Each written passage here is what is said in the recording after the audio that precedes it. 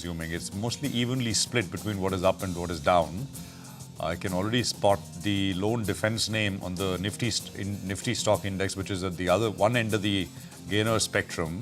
It was all defense. I mean, there is only actually, it's of course great news for the sector, but it's also quite telling for the market that actually that was the only sector which really has been standing out actually the last, 5, 6, 7 days now. Infi is at the other end, but I can spot TCS as well, and HCL Tech and Tech Mahindra. So it's a bit of a IT on the other side of the spectrum. So that's the Nifty heat map, which is coming through right now. I mean, it's like one-trick pony, as they say, right? And for the market, defense has become that over the last 2-3 sessions. Even this morning, Mazgaon Dock, Cochin Shipyard, Garden Reach Shipbuilders. There's still some, trailing momentum left in these stocks, 4 to 5% higher, 7% for instance in Cochin. But other than that, it's extremely quiet.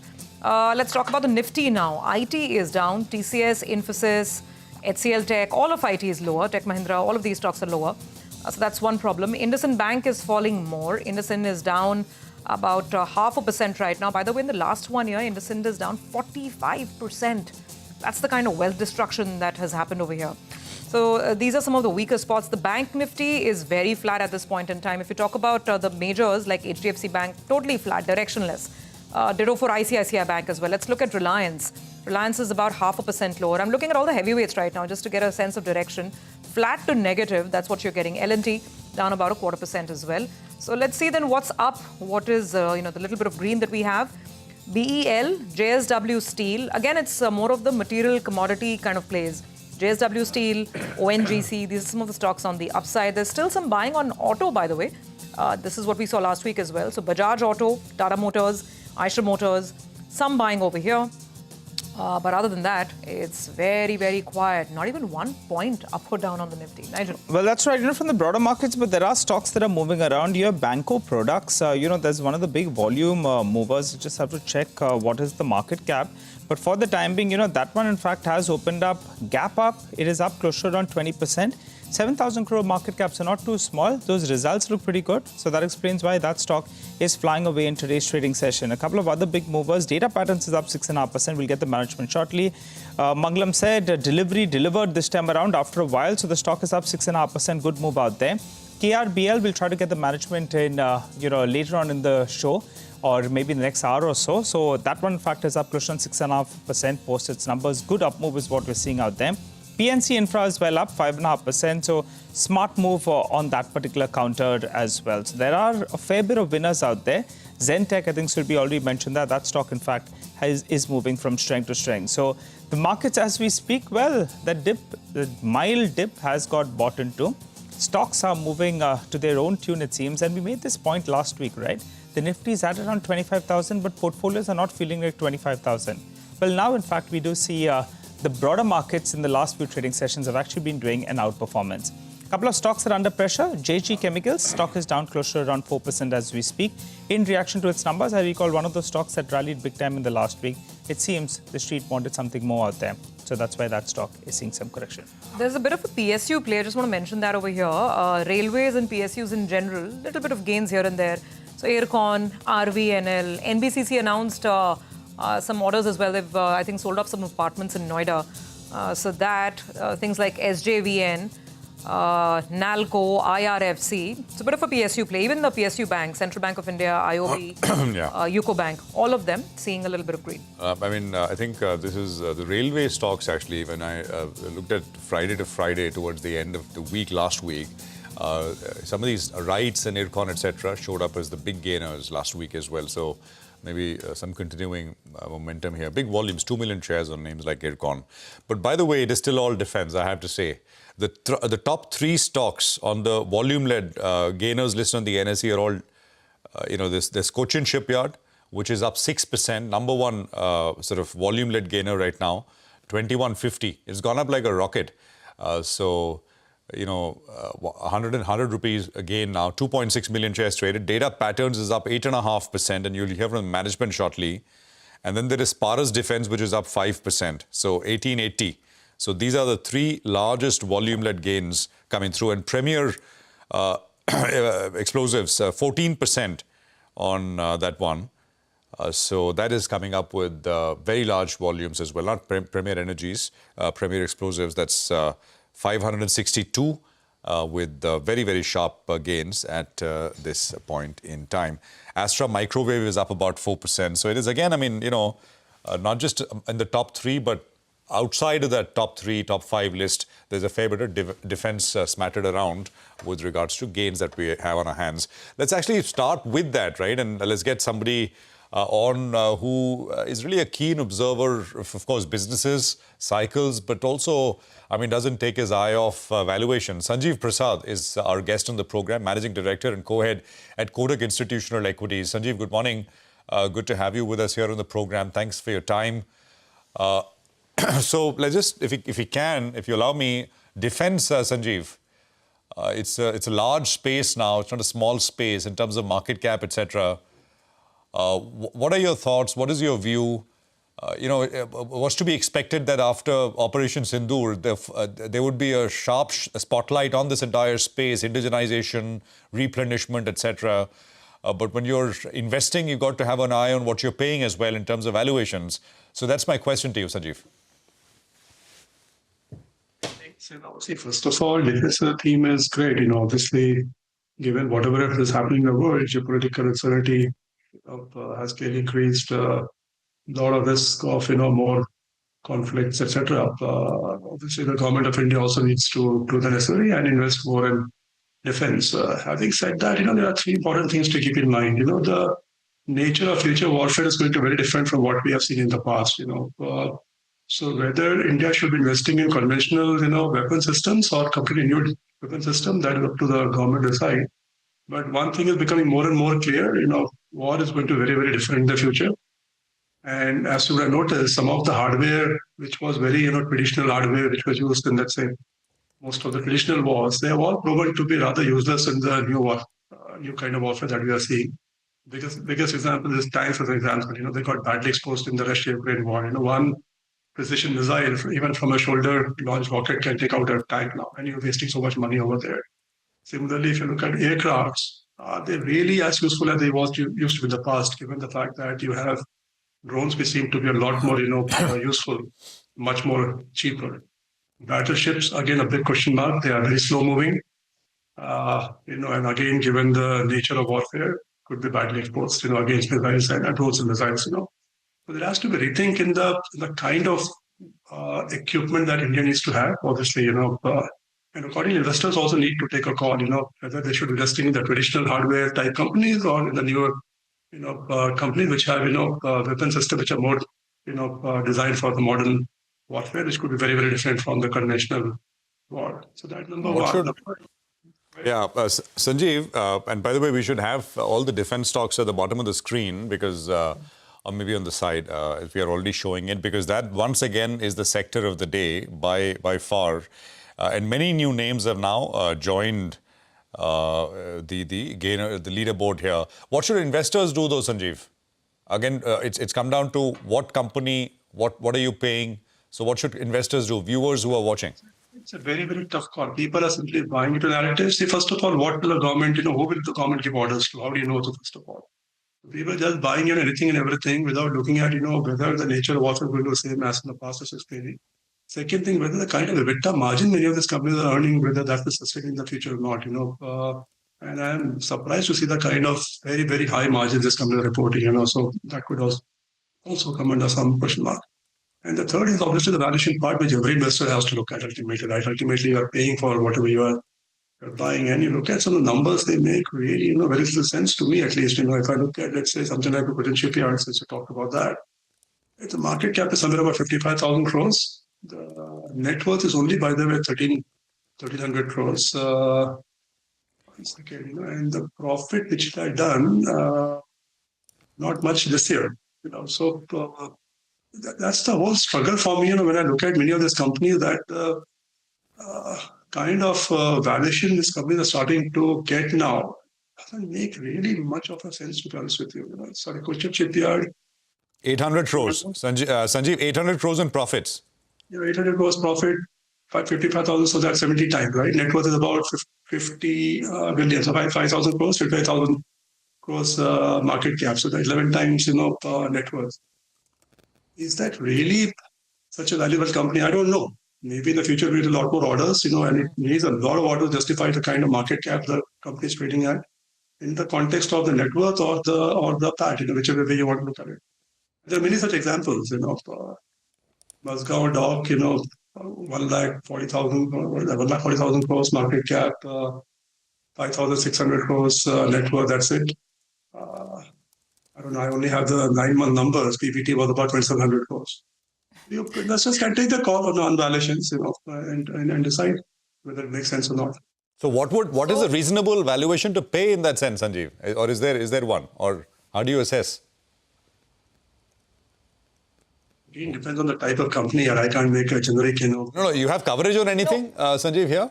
I think BEL, etc. you would. BEL and Cochin Shipyard. If I could just, ask a final question on this and then we'll move on, Sanjiv.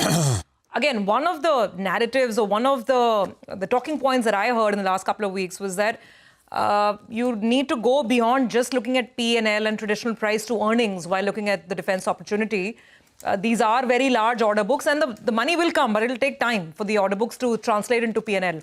So this gentleman was talking about not ignoring the large order book while deciding on whether the stock is overvalued or not. Your thoughts? Sure, you can do some sort of a DCF even for the order book and figure out whether it makes sense or not. I mean, look at, for example, aircraft carrier, which was everybody hoping for Cochin Shipyard will get and make. This story has been going around for 2 years now. Look at the cost of building an aircraft carrier. It will be somewhere about 50,000-60,000 crores. Yeah, to take 10% PAT margin. Yeah, you will make about 5,000-6,000 crores. That's it. I mean, that's the total value which you will get from making an aircraft carrier. And that is assuming you build it today. If you build it over 10 years, which is probably the most likely time frame, then PB of the 5,000 crores of PAT opportunity which Cochin Shipyard has for making a new aircraft carrier will be far lower. So you have to, even if you take whatever order book you're expecting, take the reasonable profit margin, discount it to today, there is no way you can justify this kind of valuations. That's a strong argument and absolutely one that we've taken on board. And I think investors need to hear all sides before they decide what they want to do, because the stocks have indeed run up big time. Okay, that's a lot of defense, Sanjiv. Now let me broaden this out. Let me ask you about the market as a whole. The thing is that I think in an environment where not too many sectors are giving you growth, maybe that's why people are latching on to wherever they see opportunity. Overall, how do you rank the earnings season and what lies ahead? Do you see at least 12% earnings in FY26 and then tie that with the market valuation? 12% looks too optimistic, I would say. We have only 10% now for FY2026. That's for the Nifty 50 index. And that is also at some risk because we don't know what happens to many of the global sectors eventually, in terms of growth, given the challenges which many of the countries are facing. You have a lot of uncertainty on the trade tariff issue, which I will talk about later on. So in that context, 22 PE for the market on March 26 looks on the higher side. The more important thing is not to look at the index as a whole, because anyway, you're not going to buy the Nifty. You're not going to buy the stock. The bigger problem still remains. I made this argument several times. And in most cases, multiples are significantly higher than historical levels, or far lower growth and a lot more uncertainty, far higher global interest rates. So in that context, many of these stocks don't really make any sense. I mean, look at Indian consumer staple company. Most of us are trading between 40 to 60 P. The kind of volume growth this company reporting is, Lever is down to 2% now. Nestle had hardly any growth last year. I mean, hopefully things will recover. But even if they go to, 4-5% volume growth, some inflation, some premiumization, it is very tough to justify 50 PE multiple now. If you look at when they were trading at 50 PE multiples, they were going much, much faster. So that is the whole challenge, and this is true pretty much across the board. Every sector you're seeing the same problem of very, very high valuation. Yeah. I mean, market, obviously sentiments have changed very dramatically. In the last 1 month or so, we have gone from absolute despair around when the reciprocal tariffs were announced to some amount of relief when the reciprocal tariffs were suspended to complete euphoria now. Now, if you look at the reality, what has changed? All we know is that the reciprocal tariffs have been postponed. They have not been removed. And I think investors need to really appreciate this basic point that we are on hold for 90 days. 40 days already over. We need to see, where tariffs settle finally. all sudden tariffs will be higher than wherever they were before this whole saga started. Yeah. So that is not good for growth, that is not good for inflation, that's for sure. At the beginning of this year, and this is the point we put out in the morning, the beginning of the year, US effective tariffs on China were 11%. They are 39% now, after the deal, which happened last weekend. And this is a lot, by the way. Right? The prices will go up a lot in the US, so inflation will be there. Some investors simply not bothered about any of the facts. People assume that, all the problems we saw, which is what worries me a little bit over here, that, incremental news has been positive. If I take it from April 8th, let's say, which was, just before the tariffs were suspended. But incremental news, if I compare with the beginning of the year, is very negative. So sure. The two things, right? Sure. Sanjiv, very quick two-part question. First part is, so you're saying 10% earnings growth this year. Nifty is already at 25,000. So flat for the rest of the year? I mean, just in terms of a market move? So I'm not somebody who forecasts prices. All I know is that, valuations are expensive. Fair value of most of the large cap names are near, current prices or, the current prices are well above fair value in many cases. That's a struggle as of now. On any bottom-up first principle basis, it's tough to justify the current market caps of pretty much, I would say, 90-95% of the market. Wow, tough to justify the market cap of 95% of the market. That's saying something. So that my second part of the question now. I can have any debate with anybody on this point. So I would love to have that. I think we'll do that in one of these days. But the second part of my question is that are foreign flows the only risk to the narrative, to the whole very strong and very logical argument you've made? Because those dollars have started coming in for other reasons, because of growth concerns in the US, tariffs in the US. Could that be an upside risk, maybe a pleasant upside risk from the investor's perspective? Everybody is taking the call that US will not do well. US is up significantly, by the way. That's US true. index, S&P index is up 19% from April 8, by the way. India is up only, I think, 11 or 12%, something like that. Yeah? So this whole belief that somehow US will not do well and India will do well, I don't know where that feeling is coming from, right? Actually, the S&P is far higher. It's almost close to its peak. So is the Indian market. So what has changed? Nothing has really changed. So there's an assumption that India will get a lot of money. I don't know where it is coming from. And ultimately, foreign investors do look at valuation, right? Yeah. Valuation is high. I think there is no debate in this. Second view about that. Anybody saying that valuation is cheap needs to get his or her head examined, in my view. Point taken, Sanjiv. To be honest with you now, yeah. Yeah, just very, very briefly, Sanjiv, you put out a note essentially looking at the retail investors and what they are doing, right? You said that they've increased redemption in mutual funds, they've increased selling in direct equities, increased SIP contributions, but they stay invested in narrative stocks, which makes for a heady, for an interesting cocktail and possibly a hangover. So, which is the weak link in these four things? The last one? Retail investors' flows, not that I'm a great believer in flow, that's a driver of market, ultimately changing expectation matter a lot more.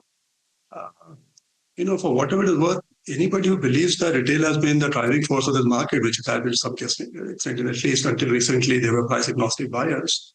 Their sentiment has started to weaken for sure. If I look at the data of direct, that is activity of retail investors in the market, that number has been negative for the last 3 months now. That is, they've been selling, and FPIs and DIs and others have been buying. Yeah. Second thing, look at mutual fund flows. They have started to slow down compared to, let's say, the 6-month average of October 24 to March 25. The April number was about 1/3 lower. Main numbers from whatever we can track seem to be not looking very good, and that's the input we're getting from other some of the mutual funds also. So the whole point is, is a section of retail investor community getting a bit concerned about the market for whatever reason? Market has gone up sharply. Maybe some of them are using that to exit, etc., etc. At the same time, we are seeing a lot of action once again in what I call the narrative stocks. Some of the names which you talked about. So I don't know. On the one side, a section of retail investors seem to be getting cautious, looking at the flow data. Other side, if I look at the activity in some of the narrative stocks, which honestly have struggled to justify valuations of, one set of investors seems to be pretty bullish or very bold, in fact. So I don't know how to reconcile the two things. Obviously, retail investor is not one uniform mass. You have different types of people, different risk-taking abilities, and so on and so forth. One side seems to be getting more cautious. Another side seems to be getting a lot more bullish. Let's see. All right, Sanjiv, appreciate you joining in. Thanks a lot for giving us that commentary. We look forward to having a chat with you as the year progresses. Well, keep an eye on a couple of stocks. Actually, the graphite electrode companies, that's both HEG and Graphite India, both of them are bursting higher in trade. We have Resonec Japan, which was the erstwhile Showa Denko. They have halted graphite electrode production in China as well as in Malaysia. The reason that they're citing out there is margin pressure. Keep in mind, Resonec, well, they have a rough capacity, as per their website, of around 210,000 capacity. That's approximately 30% of the global market share. So that's the reason, in fact, we're seeing these stocks spurt up, because there could be some kind of a shortage in the global graphite electrode market, which explains why, these stocks, in fact, they are currently moved to the high point of the day. We'll have to see how things pan out. But remember, the margins had come down. If there is a shutdown globally for the large player, which has 30% of the market share, that could mean that, in fact, pricing at least gets a bit of a fillip. We'll have to check out to see how exactly the needle coke availability as well moves up. But that's clearly playing on it. Back of an envelope calculation suggests that the total global market share, ex of China, is around 30%. So around 30% of their production, which equates to around 8 to 9% of the global capacity, ex of China. So let's see how that goes. For the time being, both these two stocks are moving up, because over the weekend, this news flow did come about with regard to Showa Denko, or Resonec, so to call it so. We know these stocks the way they move, just highlighting it for our viewers. Obviously, yeah, that's a great one to pick that up, and it explains that in an otherwise lackluster sort of a market. We'll have the management of HEG actually in the next couple of days when they come out with their numbers. So we'll understand exactly what kind of a shortage it can create globally. But we know these stocks, they react to this news flow very, very violently. So we'll have to look through the fine print. But some kind of shortage globally will definitely support pricing. Absolutely. All right. So we'll keep an eye out on these stocks. For the time being, back to some earnings and back to some defense plays as well. Data Patterns is the next company on our radar. And we have Mr. Srinivas Gopalan Rangarajan with us now. Thank you very much, sir, for joining in. And it's been a very good quarter as we get this conversation started. I'm just pulling up the numbers as well. For the fourth quarter, your revenue is up 117%. Your margin is at 38% versus 51% year on year. But the profit has grown very smartly, about 61% as well. Can we start by talking about the order book? The order book declined quite a bit, 33%. I mean, clearly you're executing. But what's the visibility, sir? This year, FY26, what is the visibility on the order book growth? And then we'll talk about revenue as well, the revenue growth that you are looking out for. Please. Yeah, thank you. Our last year order intake has been quite lower than expected. It's got postponed, but they are intact. So we expect the contracts to happen this year.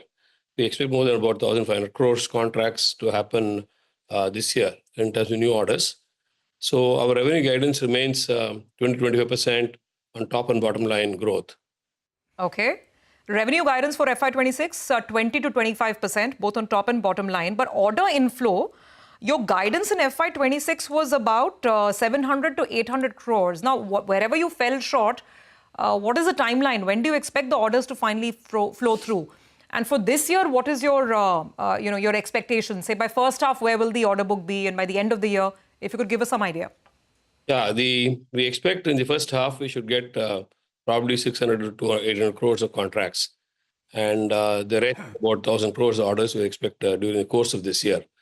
So the contracts have got delayed, but this is likely to happen in the next 5-6 months' time. So if you could just give us a number, the order book as of 31st March FY25 versus where do you see it by the end of FY26? We expect about 1,200 crores FY26, end of FY26 is what we're expecting after executing contracts during the course of this year. There are a number of products which have started development ahead of time, and these are coming to some level of completion. And if these contracts also happen, that will be a big boost to our order book. Okay. What about margins, sir? Again, I'm talking full year margins. In FY24, you were at 43%. That number came down to 39% in FY25. Obviously, it will depend on the kind of projects you're executing, the product mix as well. So just tell us what happened here. And as you talk about building up the order book again, what will be the margin profile for these new orders that you're awaiting? Last year, or the year before last, we took some strategic contracts, very large contracts, which involved just not the electronics, but the first full system. We took this as an important step towards moving from only electronic systems to complete equipment. And that was very important to us from a data patterns capability upgrade point of view. So we've done that, and that has given us a lot more competency in addressing big markets and big contracts going ahead. So we took this strategic decision, and those contracts were of lower margin. However, we were able to compensate that with other contracts with normal margin.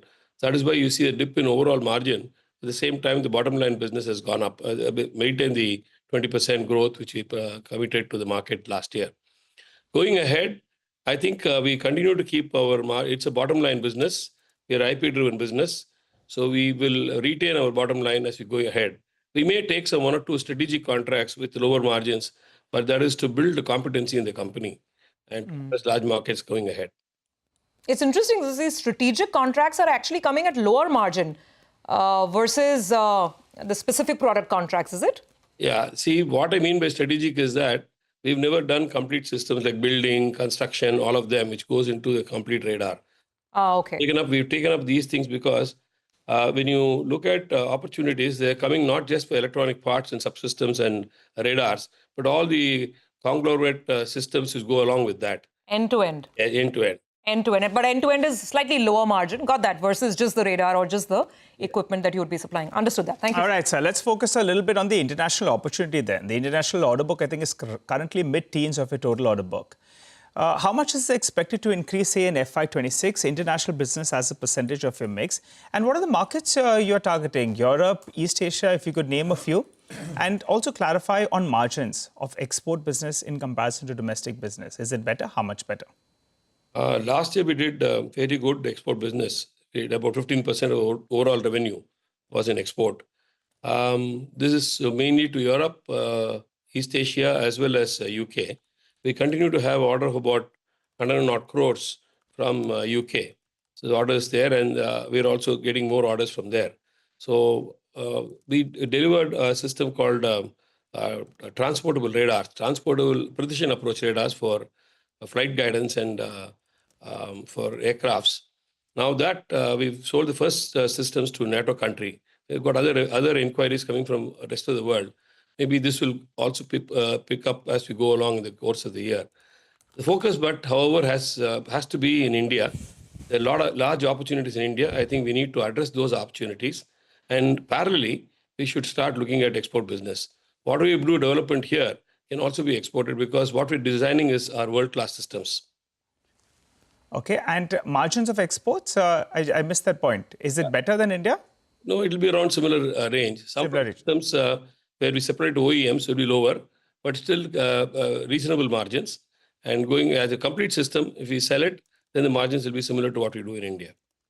Okay, got it. What about your capex plans, sir? Since you're indicating that there's a big potential out there for your company as well as for the industry, what kind of a capex plan do you have? What is the turnover that you're looking at, asset turn out there? And by when do we see this? See, capex is going to be in 2 parts. We raised about 500 crores 1.5 years back. This is essentially to do product development and build capex. We spent more than 150 crores on product development in the last 1.5 years. Those products are at a very near stage of completion and going into trials.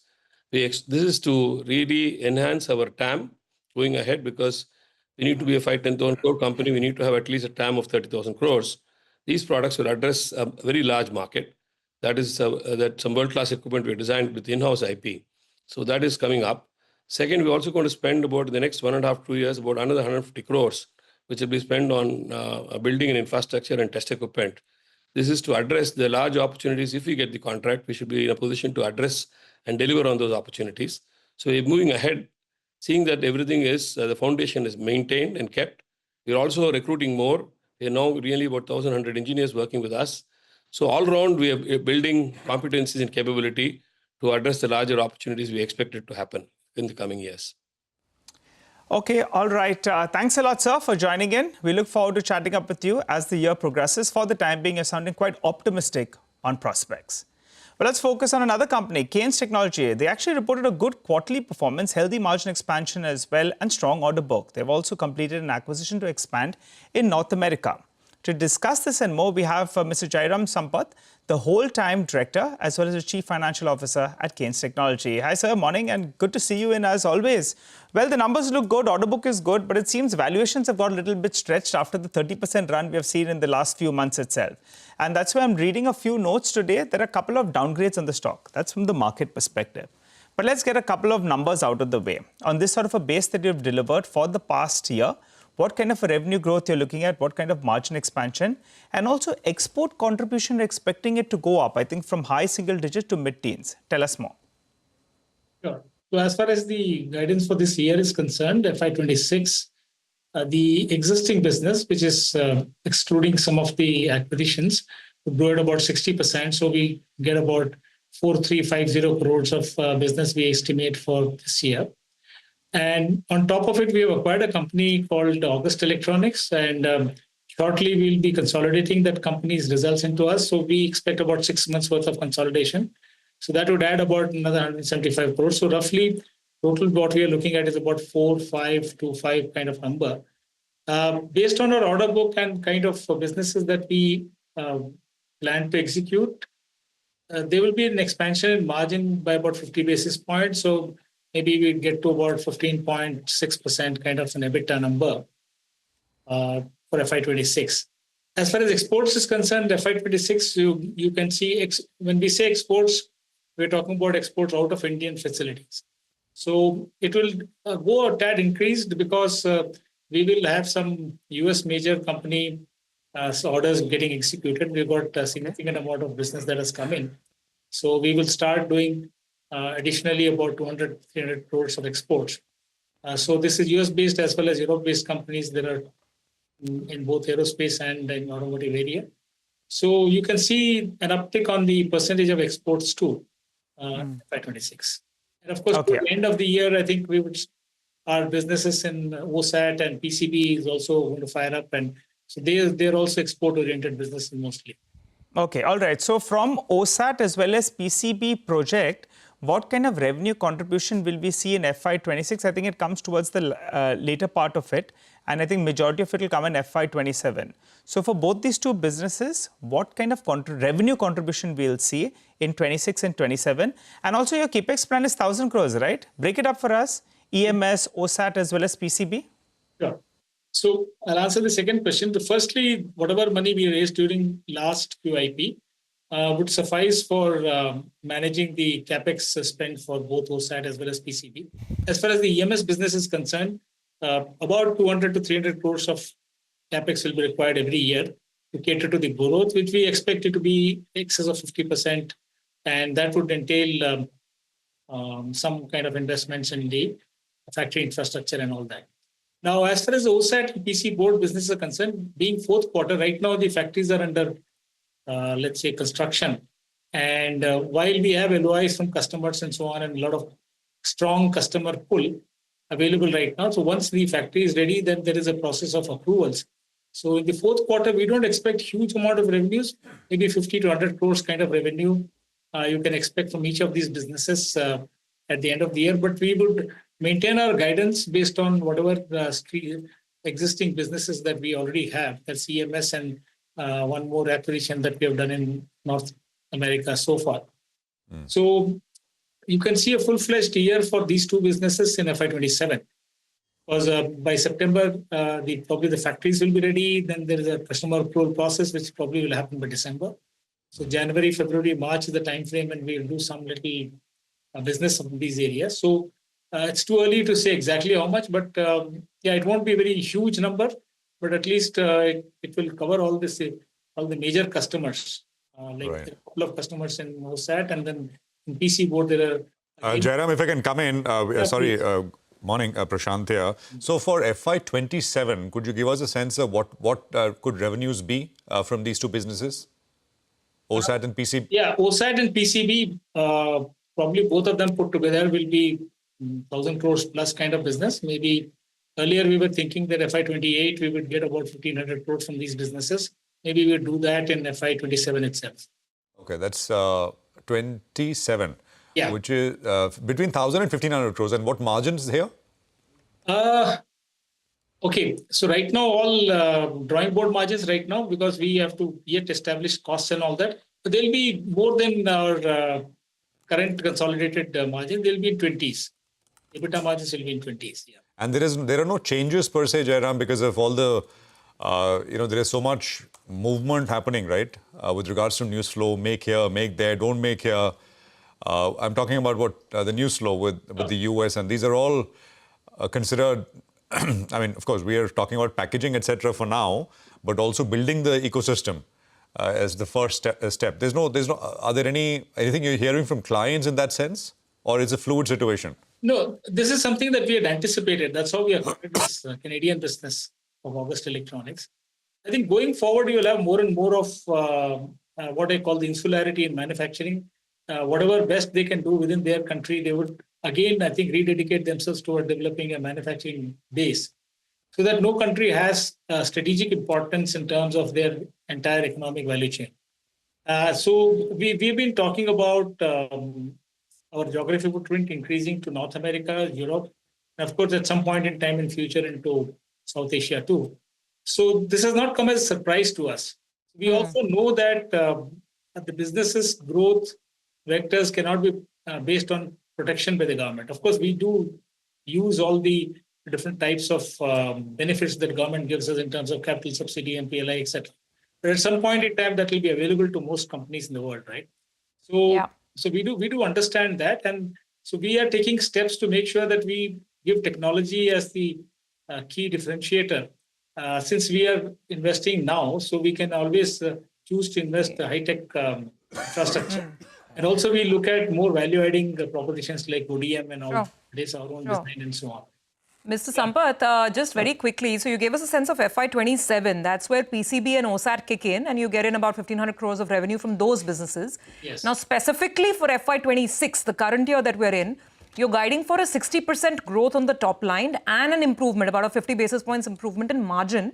Correct. I just want to understand how that will come about. And what's happening with the base business, with the EMS business itself. Your order book is at about 6,600 crores as of the end of the year, the year that just closed. Just give us a sense on the base business and the projections that you've put out. True. So the 6,600 crores of order book represents orders for 5 years time frame from today, right? There are orders in our books beyond 5 years too, which we don't consider for projections of these order books. Having said that, typically the next 12 months would represent about 60 to 70% of this order book. And so that means that for the coming year also, some orders will come in because many customers do not give you orders beyond 12 months. So they would give it as and when. So 6 months to 10 years is the time frame in which different customers give us orders. So from the order book perspective, we can always compute what is the kind of EBITDA that we can make, assuming other things are being equal. So that's what tells us that this year, because of course, we can't tell you sector-wise, but broadly the uptick is in industrial and in aerospace and in railways and in IT, etc. So these sectors are typically pushing this entire margin profile up a little bit. And also, I think this year some more operating leverage will kick in. Last year, we kind of deleveraged because we are spending more money than we ought to. And this year, we will probably utilize those, and even asset utilizations will improve. So we are expecting at least 50 basis point expansion in our margins at EBITDA level. Okay. All right, Mr. Sampath, thank you very much. Lots of details there. Good luck with your plans. Thank you. We look forward to the next call soon. We'll take a break on that note, come back on the other side, and we'll be in conversation with the management of Vinity Organics to talk about their fourth quarter performance.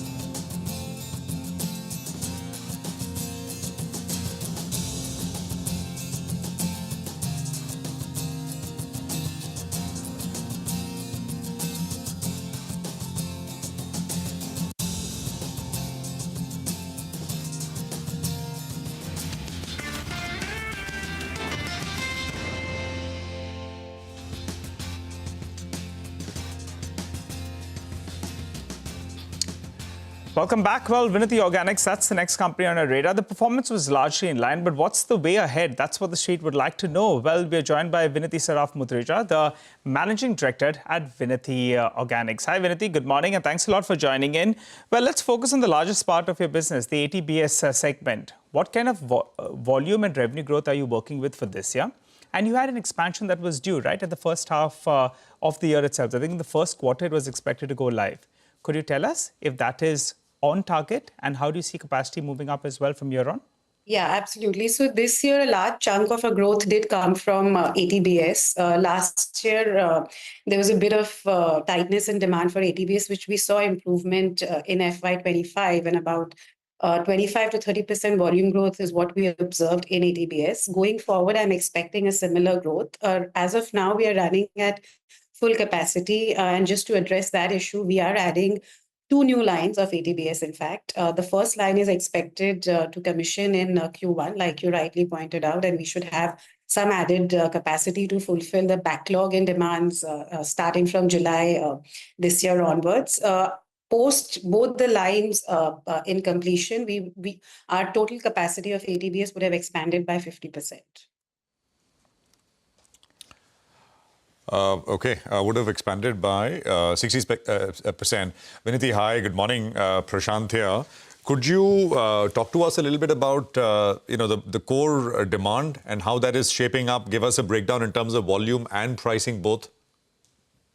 So, well, demand largely for all products has been good in our case. Mostly, again, ATBS, a large chunk of the application that is growing is coming from the oil recovery segment. ATBS, as you know, is used in oil field and oil recovery polymers. We also see a strong demand coming from water treatment and mining industry. My other products, such as the antioxidants, which has grown by more than 50% this year, which goes in the polymer industry. We've seen a very strong demand in India as the polypropylene and polyethylene capacities have increased over the last 3 years. Again, butyl phenols being a feedstock, even that plant we are running at close to 90 to 100% capacity. We are increasing our isobutylene capacity, which is used in agrochemicals as such in cypermethrin. So demand remains positive and strong, and a lot of it is coming from the domestic sector. Okay. You know, you mentioned that you're working on 3 to 4 new products, which will drive the next leg of capex, and these are all based on adjacencies. I mean, with your existing products, could you talk to us a little bit about this? How large are these product segments? Yeah, so a lot of the new products we are adding in the subsidiary, Vinity Organics Private Limited. We are adding a polymer inhibitor. We are adding a product that's used in the pharmaceutical industry. We are adding isoamylene-based derivatives, which go into agrochemicals as well as plastic industry. PTAP is specifically the product. Now, as such, each individual product has a revenue potential of about 100 crores, but total, the basket of 5 products, the total revenue potential becomes 500 crores at full capacity utilization. Okay, all right. Vinity, give us a few more details. You know, the antioxidants as well as the butyl phenol. If I got it correct, I think it's around 20-25% of your mix. You could correct me on that number. But for this year, I believe, you're guiding for bigger numbers. So between the two, what kind of revenue number could we see between these segments? Well, you're right. This year we did about, combining the two, we did about 550 crores in revenue. Next year, this number should cross 700 crores, but that will still remain about 25% of our total revenue, as the growth will also come from ATBS and the new products that I talked about previously. All right. So for the company on a consolidated basis, what kind of a revenue growth should we look at? In the last quarter, what was positive was your margin surprise. What is the steady state margin range we should work with? Yeah, so, on a long-term basis, I think over the next 3 years, 15 to 20% annual revenue growth is a fairly acceptable, achievable number. Margins, again, I would expect EBITDA margins to remain about 26 to 27% on average. This quarter, you might have seen slightly expanded margins. That depends on in the quarter where we get more of the custom synthesis products. So those are campaign-based products, and they don't happen every quarter. So just a timing issue in that regard. Okay, all right, Vinity. Appreciate you joining in. Thanks a lot for giving us color on the way the last quarter panned out and the way ahead as well.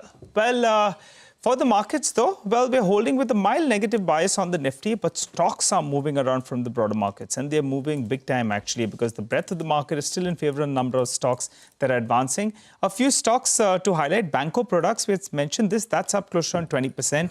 The biggest volume buzzer is HEG and Graphite India. We know that these stocks, any kind of supply constraint in the global markets, well, in fact, you see both these stocks take off. And that's precisely what's happened, because there could be some kind of near-term supply downtick. That's why both these two are moving up. But we'll have to hear in from the management. Remember, these are companies that at one point of time delivered margins of 65% that have come down to mid-teens as well. So just keep that in mind. But supply shortage normally holds well. The Arya power stocks.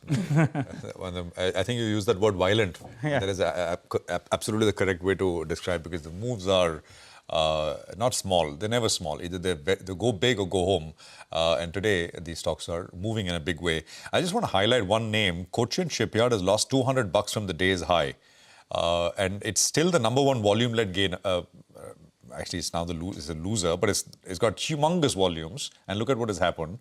Maybe the market paying heed to that conversation with Sanjiv Prasad. I think Sanjiv did use Cochin as an example. I mean, he was, of course, not talking about Cochin and what you should do with Cochin, but just was basically saying that many of these names, purely based on valuations, it'd be hard-pressed to justify. And actually, it's similar. Even Mazgaon, by the same way. was the case with data patterns. Data patterns, so the high was 3,141. It's again dropped about 150 rupees from the day's high. Look at this. This is all almost similar kind of price pattern. Look at Paras Defense. High was about 1945. Stocks at about 1850. So again, about 100 rupee drop coming through from the day's highest point. The one name which is still holding on with decent gains is Premier Explosives.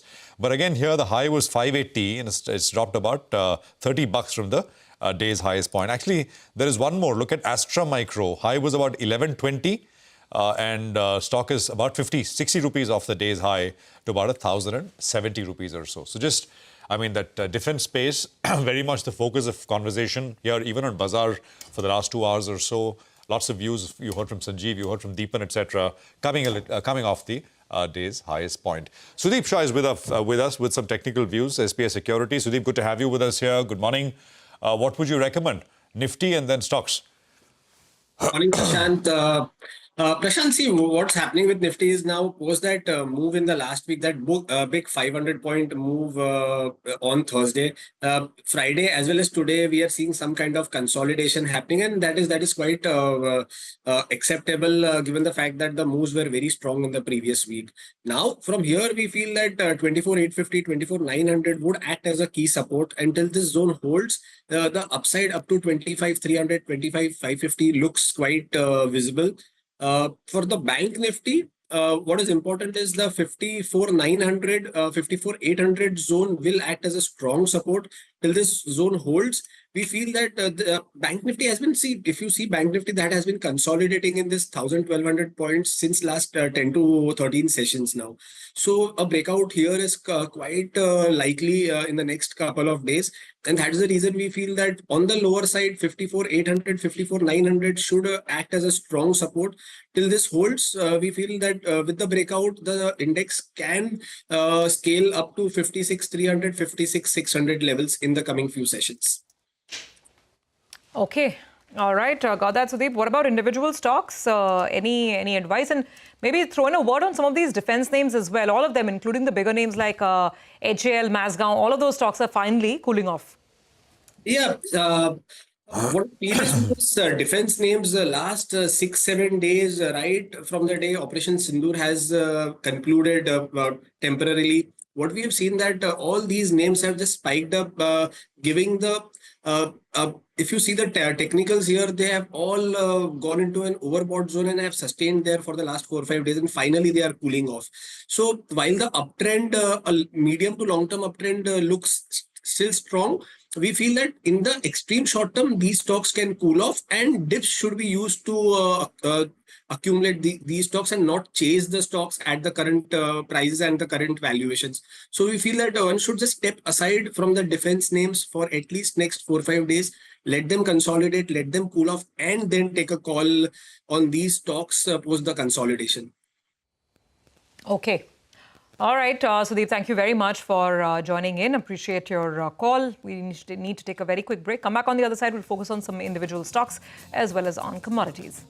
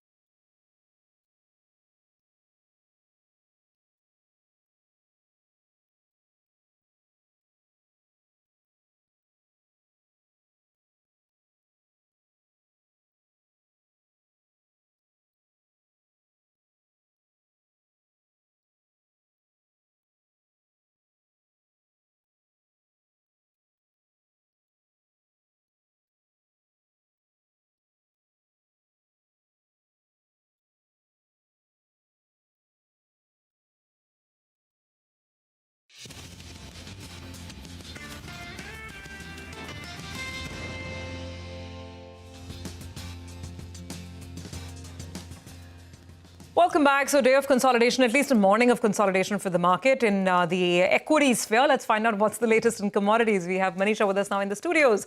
Manisha, so what's the Monday headline? Well, everything seems to be buzzing, and on the higher side, we've seen buying return for many of these commodities. But I want to talk about copper because we have very contradicting fundamentals coming in for this one, and there is a lot of disruption in the global markets as well. Having said that, we've started on a positive note for this one. At this point, most of the metals are holding well post the short-term truce between China and US there. And when you look at that report card, as you can see, the best of the gains in this year till time have been in case of copper. At one point in time, we were up by nearly 27% as well, but clearly copper has come off that. But after that also, we are holding those gains. Aluminum, zinc down between 3 to 10% on your screens. Iron ore is down 3.5% as well. Steel prices, while are at double digit on the positive, but that also is because China has been saying that they will cut production going forward in 2025. That perhaps seems to be supporting steel. But in the non-ferrous space, copper clearly is the king there. If you look at the US markets, and this is what the street continues to talk about, that US and China, the two major producers and consumers. So when it comes to US, well, 40% of the refined copper demand comes in via imports. And that is the case with aluminum and steel as well, where we already have seen tariffs come in from US. 70% of primary aluminum that US uses or consumes is imported. 20 to 25% of steel that US consumes is imported. So it's going to be quite an interesting to watch on how tariffs and how much and how long do we see here and the impact of that on those metals as well. Come to China then, and Chinese numbers have been quite on the stronger side, even as there has been tariff concerns and we've seen slowdown concerns. When you look at copper movement within China, that has been quite on the positive. Refined copper production is near record levels. China imports for the month of April were quite on the higher side at a record 3 million tons yet again. And then the Chinese smelters are paying to process now. If you look at the treatment charges, they are negative of $57. So that tells you that the Chinese demand has been very strong when it comes to copper. Take a look at the global inventories now, and there's not so much change as compared to last year. We stand at 500,000 tons. But interesting to see is that much of this copper clearly has moved to US ahead of those expected tariffs. So US is looking at an 8-year highs in sense of copper inventories, 81% up in this year. In contrast to that, LME inventories have declined by 40%. They're trading at a 1-year low. And the lowest of the inventories are in China, where you are looking at strong demand. So the Shanghai inventories stand at just about 89,000 tons there. Also, you have the International Copper Study Group telling you that you're looking at a surplus of copper this year and the next as well. So those numbers look on the stronger side as it is. The uncertain only is on whether or not the US will put 25% tariff on copper like it has done for aluminum and steel. And the last plate tells you on the expectations on where the copper prices can be for the rest of this year now. Well, the most bearish of views comes in from Citi. They expect the copper prices to decline to $8,800 a ton in the second half, but it is between $9,200 to $9,500 that you have JP Morgan, Citi and Bank of America talking about copper. Currently, copper is trading at around $9,800. All right. Manisha, thank you very much for that.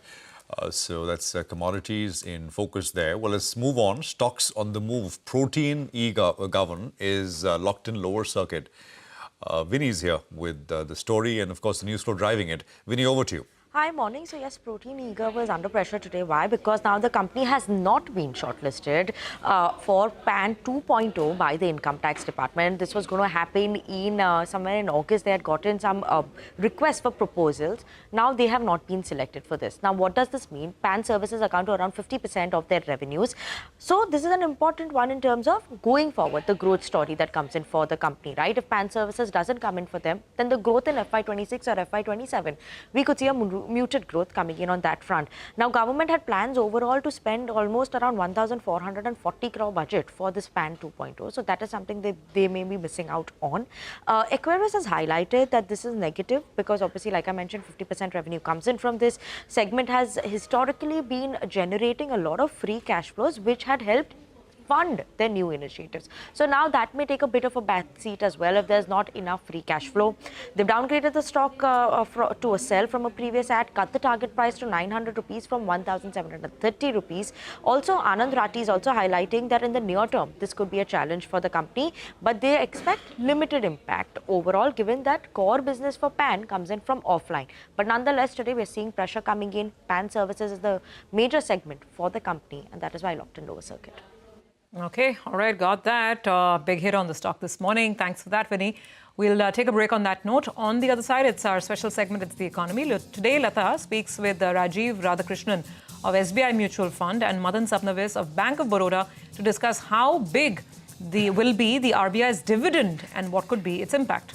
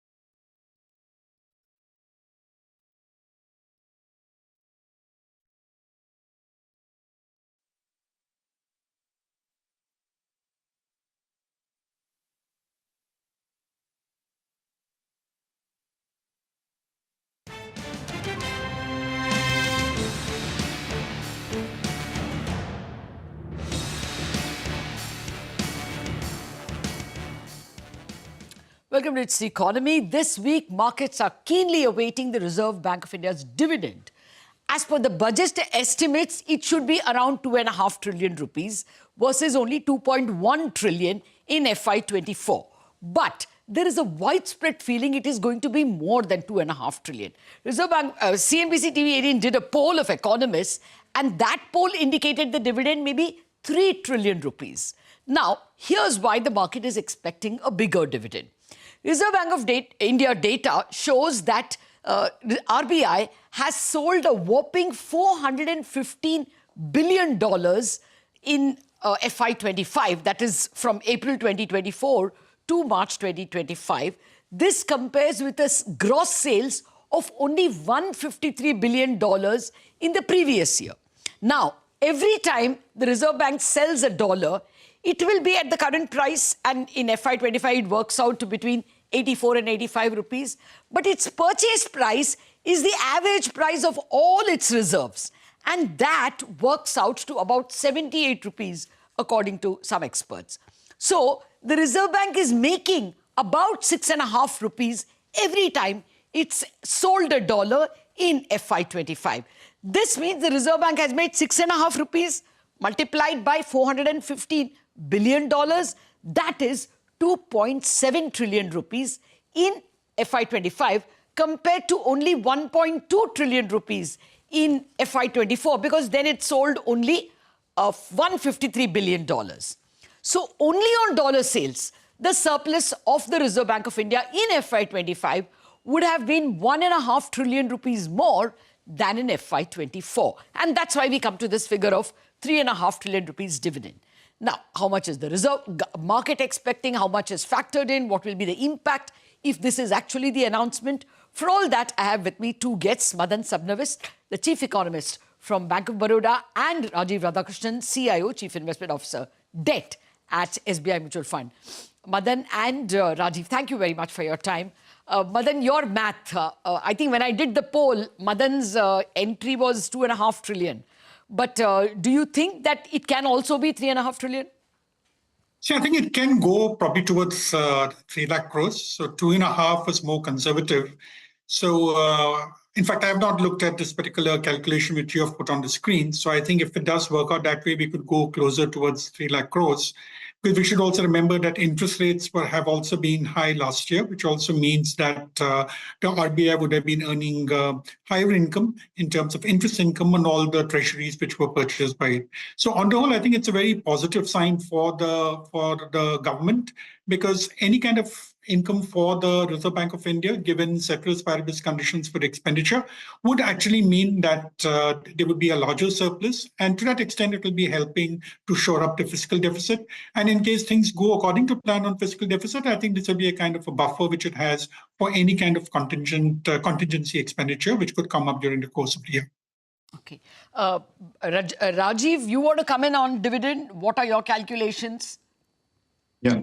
No, as you said, the budget numbers are somewhere close to 2.2 or so when you look at RBI. 2.2 to 2.5 possibly is what is there in the budget. But the market is clearly looking at around 3 at least. So I think any number below 3 trillion should be a disappointment from a market perspective. And more so after last week's announcement where the RBI was supposed to have relooked at this buffer, there is clearly an expectation of a number which is around 3.5 trillion. So I think that's the range of numbers that are floating around in the market at this point in time. Okay, no, Rajiv, the expectation was the 2.2 trillion you say is right, because in the budget entry it is 2.56 crore 2.5, for 2.56 lakh crore for RBI plus PSU bank dividend. Yes. So, I mean, the estimate both of you are mentioning per budget is correct. But if you look at this dollar sales, it is whopping. And especially in Jan and Feb, each month they have sold something like 80 billion, 60 billion. So it clearly looks like once the budget was getting ready, the RBI was preparing to sell more dollars, and they buy back the same amount every month. So it is clearly intended, or so it seems, to show a higher dividend. Madan, would you say that right now, even if you monetize the deficit to such a large extent, 3.5 trillion, there is no worry because inflation is anyway low? Yeah, I don't think there's any worry. In fact, I think it provides a lot of comfort to the government because whenever a budget is drawn up, it's drawn on very conservative basis. And there are always these expectations that there could be slippages. It could be on capital expenditure. It could be maybe on some additional expenditure which may have to be incurred. So that's why we have these supplementary budgets coming up during the course of the year. Now, even in terms of revenue, if today we are talking of GDP growth in the region of, our forecast is 6.4 to 6.6, which is again very, very conservative. Now, if there's any slippage in terms of GDP growth, there could be a shortfall in terms of tax revenue. So now when we're talking in terms of the Reserve Bank of India contributing to say, or 3.5 lakh crores, anything above say 2.2, 2.3 lakh crores is definitely going to be a bonus for the government. It becomes that much easier to handle the overall fiscal numbers, given the fact that the government has said that it's committed to the 4.4% number. So the slippages which could possibly arise on account of revenue shortfall or expenditure being higher than what was projected is actually buffered once you get this kind of an amount from the Reserve Bank. Yeah. Actually, with what is staring us in the face is a higher defense expense. Every day, our correspondents from Delhi are reporting that replenishment of resources expenses are soaring already, and the three chiefs of Army, Navy and Air Force have been given enough powers to requisition more of spares in particular. So maybe it will come. I mean, I'm putting all this together to justify this 3.5 trillion rupees. But Rajiv, what is factored in? If it indeed is, say, on May 23rd, the RBI announces 3.5 trillion, do you expect bond yields to fall further?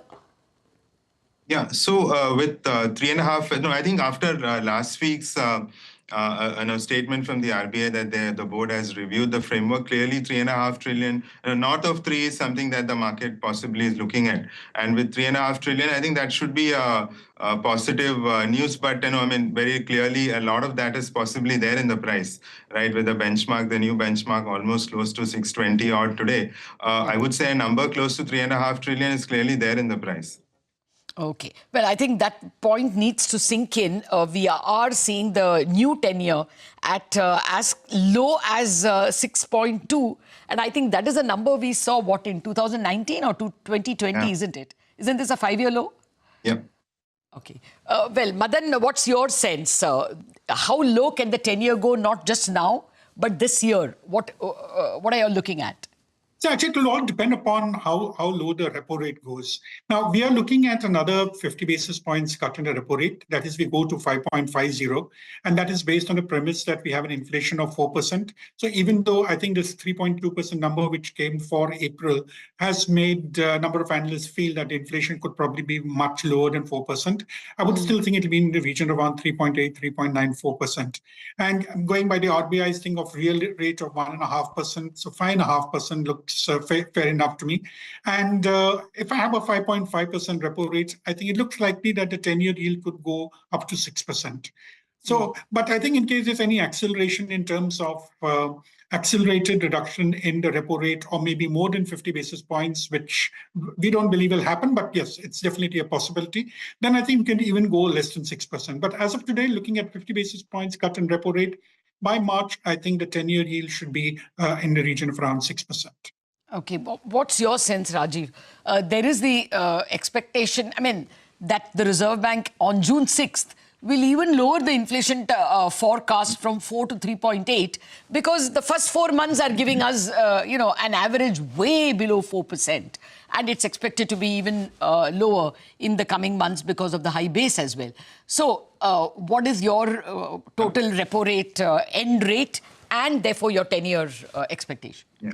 So I think that's a very important point, because our earlier expectation was clearly that the policy repo rate should top off at 5.5 in this cycle. But as you mentioned clearly, I think it's an evolving situation where on the growth side, if any, you possibly have downside risk. And when you look at where the inflation numbers are likely to pan out, quite possibly that the RBI may at some point look to revisit their inflation number of 4. So I wouldn't be surprised if that were to happen over the coming few months. So So with a 5.5 estimate of where the policy repo rate should go in this cycle, somewhere close to this 610 should have been the range where I could have said that this is where I think the 10-year will bottom out in this cycle. But I think the important thing is to know that as we go forward, quite possibly the policy rate cut expectations can get reset in terms of how much further we can go in this cycle. So I think that's something that will clearly be a factor that we need to look at over the next. And I would be surprised if you're not buying 3 rate cuts already, Rajiv? No, right now I think it's still 5.5 for me, but I think we need to see some more data, which possibly would lead us to revisit where the policy rate goes in the cycle. Okay. So I won't be surprised if it can go even lower. 3/4. Okay, 5 to 5/4. How much will be the US yields a factor, Madan?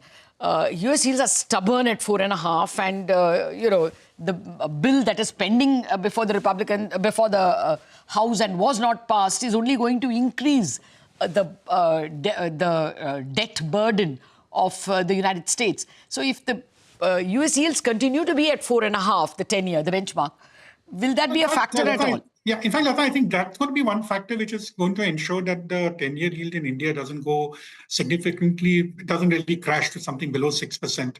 Because what we have seen is that historically we have seen a difference of 250 to 300 basis points being the difference between the US Treasury and the Indian 10-year yield. But today we're talking of this thing actually getting narrowed down significantly. So this 4.5% will remain, I think, in that particular region. We're looking at 4.3, 4.4 for the US Treasury until there's more clarity in terms of the entire tariff episode, which started in April. And as long as we remain in this region of 4.3, I think our 10-year yield will probably continue to be in this region of 6.10, 6.2, and maybe towards the end of the year, we go to 6. But definitely this thing of 200 basis points, the difference between, moving away from 250, 300 basis points is not something which can be sustained for a long period of time. We will finally have to gravitate to that. Either the US yields have to come down or our yields will have to stabilize more in the upside. Okay, Rajiv, would you agree with that? Because until now, we gave a lot of importance to this interest rate differential. But now 2 things have changed. Our inflation rate is not very different from the US inflation rate. It's only 1 percentage point higher. Time was when it was 5 percentage points higher. US was going at 0 and we were going at 5% at least. Plus, have you noticed any change in FPI bond investments because of this interest rate differential declining? They seem to be coming all right. Right. I think I would not really attach, too much of importance to the interest rate, differential that you just mentioned. It's of course a factor to the extent that now we are more open to bond investments, given the FAR, the route which is quite clearly available for overseas investment. But in a situation where the 10-year Treasury yields stay where they are, given the fiscal and other issues that the US is facing at this point in time, you should not really expect that you will see large, debt flows into our markets. So that's not something that is, I would say, very, very important in terms of determining where our bond yield eventually go to. Because I think that's going to be largely a function of domestic growth inflation dynamics and domestic demand supply dynamics as they pan out. So that is quite favorable at this point in time in terms of where our bond yields are likely to move. So I'm not really so sure that this interest rate differential really sort of matters in terms of where our bond yields should eventually settle. Okay, at the moment, of course, the US is also grappling with the downgrade of debt. Not that it was new, it was already done by the other rating agencies. A third one has followed. Out of time, but thank you very much. The key takeaway is that we could have a higher dividend and we could see the Indian 10-year go all the way to 6%, and some are even expecting it to go